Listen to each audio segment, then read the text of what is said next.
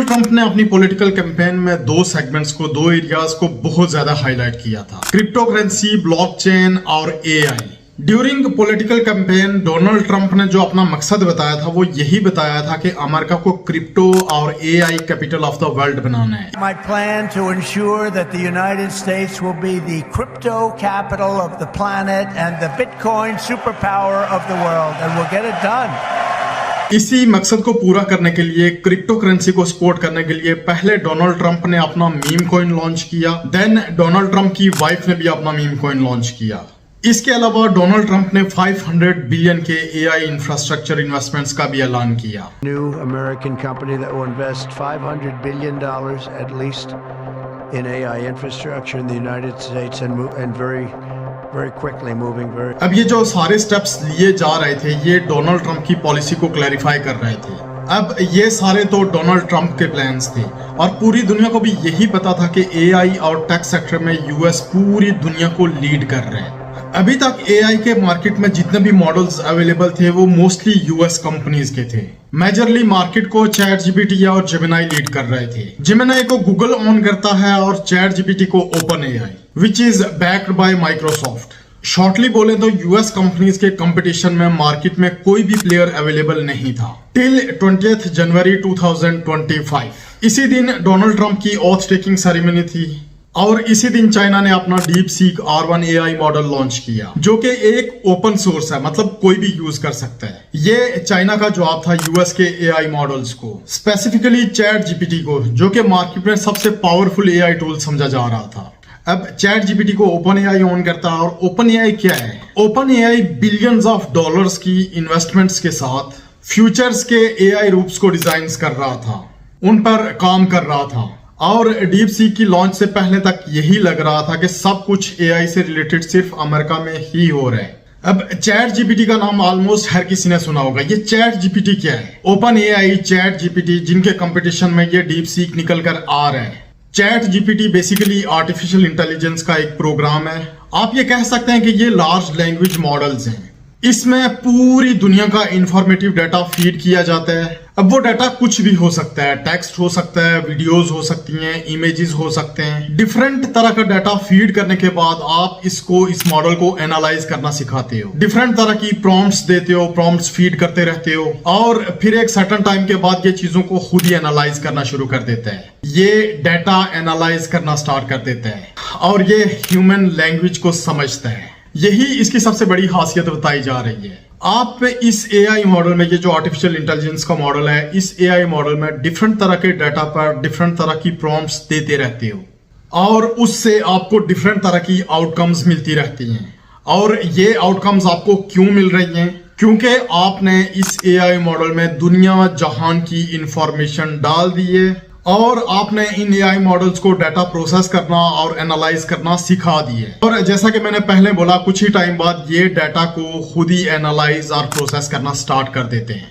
अब ये ऐसे ही है जैसे एक छोटा बच्चा पैदा होता है और बड़ा होकर वो चीजें सीखने लगता है, चीजों को ऑब्जर्व करता है, आप उसको चीजें सिखाते हो। जस्ट टेक एन एग्जांपल, आप A फॉर एप्पल से स्टार्ट करते हो, B फॉर बैट या B फॉर बॉल से स्टार्ट करते हो।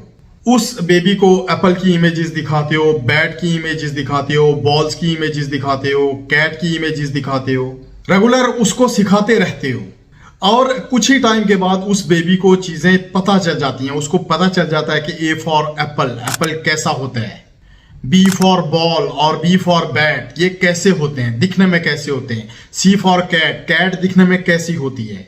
फिर आप जब उस बच्चे से पूछते हो तो वो इमीडिएटली आपको आंसर कर देता है, A for apple, B for ball, C for cat, और वो चीजों को डिफरेंशिएट भी करने लगता है। सो ये मैंने बच्चे की एग्जांपल आपको इसीलिए दी है कि आपको ज्यादा क्लैरिफिकेशन मिल जाए। इन एआई मॉडल्स को भी इसी तरह से ट्रेन किया जाता है। आप इन एआई मॉडल्स में डिफरेंट तरह का डाटा फीड करते रहते हो, ओवर द टाइम फीड करते रहते हो, प्रोसेस करते रहते हो, इन एआई मॉडल्स को ट्रेन करते रहते हो, डिफरेंट प्रॉम्प्ट्स पर ट्रेन करते हो और फिर एक टाइम के बाद वो डाटा को एनालाइज करना स्टार्ट कर देता है, डाटा को समझने लगता है और उसी बेसिस पर वो आपको डिफरेंट तरह की ठीक आउटकम्स देता है, डिफरेंट प्रॉम्प्ट्स पर आपको डिफरेंट जवाब देता है। और ये जो सारा प्रोसेस मैं आपको बता रहा हूँ ये 1-1.5 दिन या 1-1.5 साल की कहानी नहीं है। ये करने में यूएस कंपनीज और स्पेसिफिकली ओपन एआई को सालों लग गए और इस सारे प्रोसेस में बिलियंस ऑफ डॉलर्स खर्च हुए। और अभी तक पूरी दुनिया को भी यही लग रहा था कि America is going to be the super power of the world, क्योंकि इस सेक्टर में और कोई प्लेयर नहीं था और यूएस की बहुत बड़ी बड़ी कंपनीज बहुत हैवी इन्वेस्टमेंट्स के साथ इस सेक्टर में काम कर रही थी। लेकिन चाइना ने यूएस को बताया है कि वो इस दौड़ में अकेले नहीं है। वो चुपचाप से बैक एंड पर काम कर रहे थे, किसी को कुछ पता नहीं था। और जिस दिन ट्रंप आया उसी दिन चाइना ने अपने इस एआई मॉडल को लॉन्च कर दिया। ये deep seek AI model US के टेक सेक्टर में एक जलजले की तरह आया। ओवरनाइट यूएस कंपनीज ने $1 ट्रिलियन का मार्केट कैप लूज किया। सिर्फ एनवीडिया ने ऑलमोस्ट $600 बिलियन का मार्केट कैप लूज किया। और डीप सीक ने ये क्लेम किया है कि ये एआई मॉडल बनाने में उन्हें जस्ट 2 महीने का अरसा लगा है और उनकी जो टोटल कॉस्ट आई है इस मॉडल पर वो टोटल $6 मिलियन आई है। और आपको मजे की बात बताऊं कि डीप सीक ने एनवीडिया के पुराने जीपीयूज को यूज करके इस मॉडल को बनाया है। अब लोग इसकी लॉन्च डेट से लेकर अभी तक इस मॉडल को यूज कर रहे हैं, उसे एनालाइज कर रहे हैं और उसे कंपेयर कर रहे हैं चैट जीपीटी के साथ।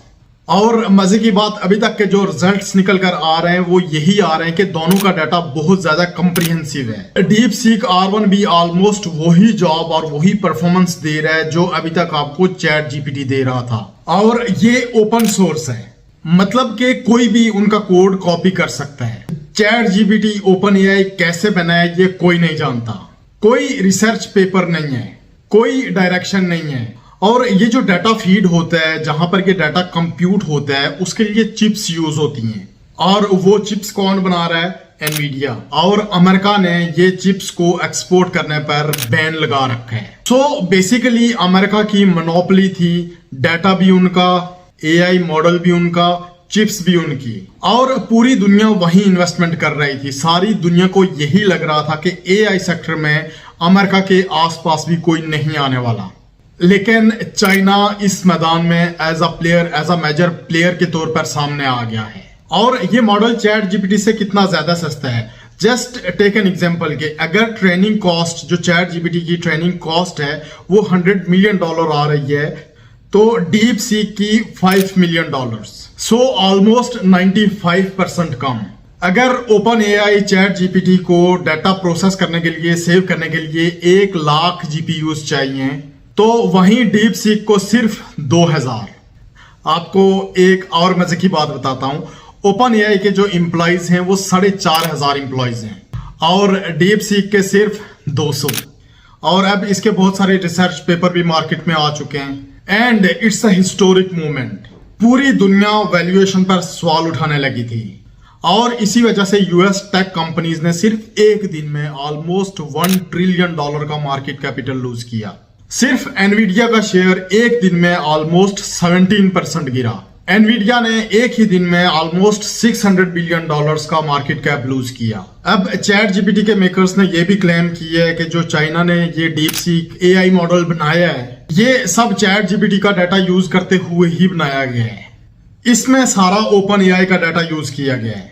खैर, बहुत सारी बातें हो रही हैं and it's easy, you don't need to create data, क्योंकि डाटा ऑलरेडी अवेलेबल है। स्मार्ट लोग क्या करेंगे, वो वही रेडी अवेलेबल डाटा उठाएंगे और अपने जीपीयूज में फीड करेंगे। वेल, एक चीज रेडीली अवेलेबल है तो आपको क्या जरूरत है सारा कुछ स्क्रैच से करने की। अब चैट जीपीटी का सोर्स अवेलेबल नहीं है लेकिन उसका डाटा तो अवेलेबल है। सो ये कहा जा सकता है कि चाइना ने डिफरेंट तरह की प्रॉम्प्ट्स यूज करके चैट जीपीटी से डाटा लिया हो और उसे अपने एआई मॉडल्स में फीड किया हो। नहीं तो इतने कम टाइम में इतना ज्यादा डाटा कंप्यूट करना, प्रोसेस करवाना ऑलमोस्ट एक इम्पॉसिबल से टास्क की तरह है। जो चीज करने में ओपन एआई को और चैट जीपीटी को सालों साल लग गए, बिलियंस ऑफ डॉलर्स का खर्चा हुआ, वही चीज चाइना ने सिर्फ 2 महीने के अरसे में 200 एम्प्लॉयज के साथ $6 मिलियन में रेडी कर दी। साथ ही मैं आपको यह भी बताता चलूं कि गेमिंग जीपीयूज को भी यूज किया गया है। अब चूंकि मार्केट में दूसरे एआई प्लेयर्स आ चुके हैं जिनकी कॉस्ट भी कम है और प्रोडक्टिविटी और आउटकम मार्केट में अवेलेबल सबसे एफिशिएंट एआई मॉडल्स की तरह ही है। इस वजह से यूएस के टेक सेक्टर में जो कंपनीज हैं, जो बिग जेंट्स हैं, एनवीडिया है, माइक्रोसॉफ्ट है, मेटा है, गूगल है, उनकी वैल्यूएशन पर सवाल उठ रहे हैं। सो हो सकता है कि उनकी वैल्यूएशन में, उनके शेयर प्राइस में एक बहुत बड़ी करेक्शन आए और पूरी दुनिया में एक रिसेशन का बायस बने। जरूरी नहीं है कि ऐसा ही हो, लेकिन ऐसा हो भी सकता है। वेल, फ्यूचर में क्या होता है क्या नहीं, लेट्स वेट एंड वॉच। अभी के लिए आप सब लोगों के पास एक और cost efficient AI model readily available है। जुड़े रहिएगा, हार दुआओं में याद रखिएगा। मिलते हैं आपसे अगली वीडियो में इंशाअल्लाह ताला।